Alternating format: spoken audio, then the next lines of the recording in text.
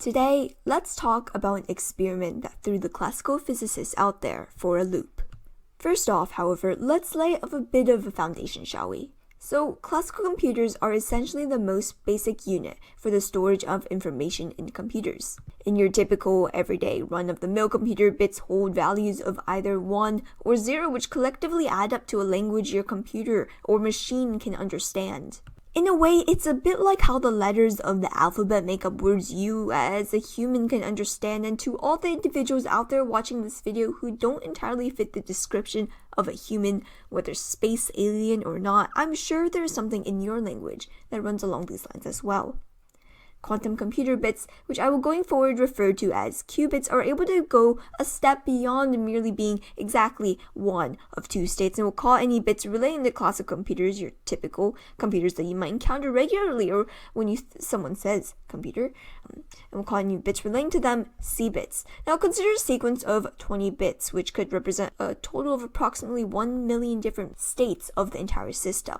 Now, a classical computer can only be in one of these 1 million states at a time. Because we're writing things in terms of binary numbers here, the C-bit has a value since its state is definite. A quantum computer, on the other hand, is capable of taking a computation or process and running those million processes at once, but not exactly like a multitasking robot. Instead, the qubit can either be in one of those two states or be in some combination of the two, and that's where the concepts of probability and superposition come into play. Now, this will allow the quantum computer to cycle through all these states at a rate much faster than any classical computer. Alright, hang on. In the regular world, you'd barely ever see anything occupy more than one state or position at a time. You've probably never checked the clock hanging on the classroom wall to discover it simultaneously indicating that it was both 12 o'clock and 6 o'clock. And the reason quantum computers are able to quote-unquote occupy some combination of these states can be attributed to a property called spin, which is mainly only applicable on the quantum level. First of all, crash course in atomic physics, the current accepted model of an atom has been to have a positive nucleus in the center surrounded by a bunch of negative electrons in the orbitals. As you might know or might have picked up from that last sentence of mine, the primary subatomic particles are associated with a charge with electrons being negative. According to the Bohr model of atoms, these electrons can be organized into shells, and typically with enough electrons, those with full shells have electrons that all buddied up with one another. Since opposite charges repel one another, the electrons have developed a system to avoid coming in too close of a contact with one another. So one electron goes around the nucleus in a certain direction while the other moves in the opposite direction. And each moving electron exerts its own magnetic field. However, the opposite directions in which electrons are going essentially cancels out their net charges. So when electrons on the outermost shell remain unpaired, the magnetic field being exerted is not cancelled out and thus is oriented in accordance to this unbalance in electron distribution.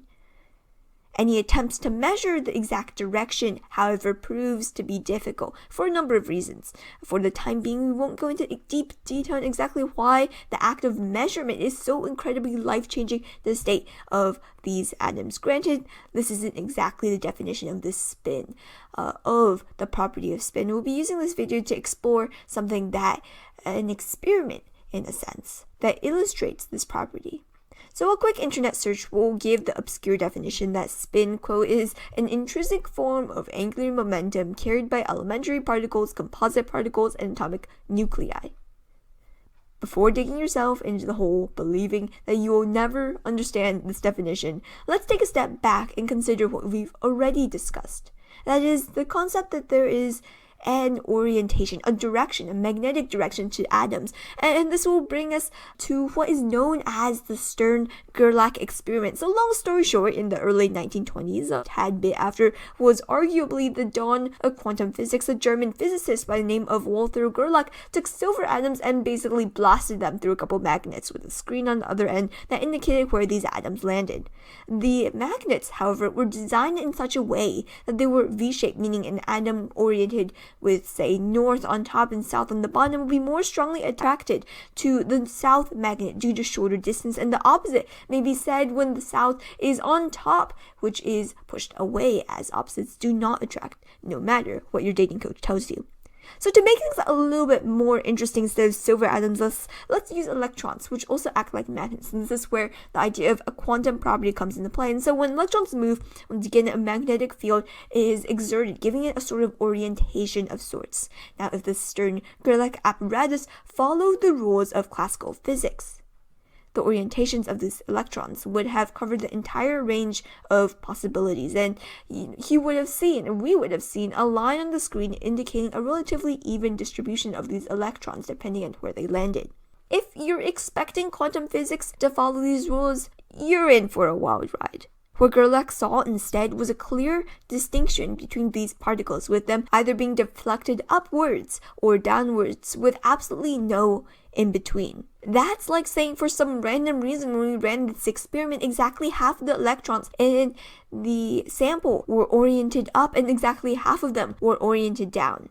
Alright, we can blame it on the experiment, but what happens if we ran it again? We ran the same experiment again with modifications. So let's take our original batch of electrons that we sent through the apparatus and send it again through an apparatus that has been turned 90 degrees, where the magnets, instead of indicating up and down and being arranged from top to bottom, are arranged such that south is to the left and north is to the right. Since per our previous test, we know that these electrons are oriented up and down, they should pass through the middle of two magnets untouched, as none of the electrons are, quote, biased in the slightest. But what really happens? Half of these electrons once again go to the right and half of them go to the left. Clearly, something is up here, since nothing in its right mind would be able to be in two of these states at once. They can't be both up and left, or be up and right in whatever sense. Now, long story short, this experiment is evidence of spin. Unfortunately, we're almost out of time in this video, and we'll be following this up with another video exploring precisely why spin causes this phenomenon to happen.